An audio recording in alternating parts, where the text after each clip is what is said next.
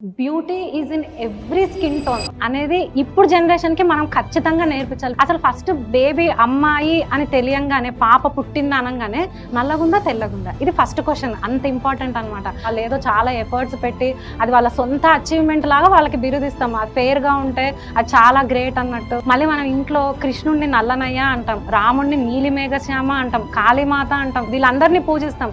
కానీ ఇంట్లో అమ్మాయి నల్లగా ఉంటే మాత్రం అది ఎవరికి నచ్చదు.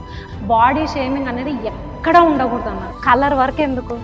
నల్లగుంటే నలుపు, లావు ఉంటే లావు, సన్నగుంటే సన్నం అంటారు, పొట్టు ఉంటే పొట్టు అంటారు, పొడుగు ఉంటే ఏంటి మరీ ఇంత పొడుగు ఉంది, ఈమెకి మ్యాచ్ ఎక్కడి నుంచి తెస్తావు అంటే, ఇంకా అమ్మాయి అంటే చెక్కిన శిల్పం లాగా ఉండాలా? అది ఎట్లా పాసిబుల్ అవుతుంది? సో బాడీ షేమింగ్ అనేది అలౌ చేయొద్దండి. సో ఫస్ట్ పేరెంట్స్, మదర్ కానీ ఫాదర్ కానీ ఫస్ట్ మీ ఇంటికి వెళ్ళి, మీ ఇంట్లో అమ్మాయి కనుక ఉంటే నువ్వు చాలా అందంగా ఉన్నావు, the way you are very very beautiful, the way you are, అంతే. అది చెప్దాం. Beauty is in every skin tone. ఎలాంటి ఫిజిక్లో అయినా, ఎలాంటి షేప్లో, it's in all sizes and all shapes.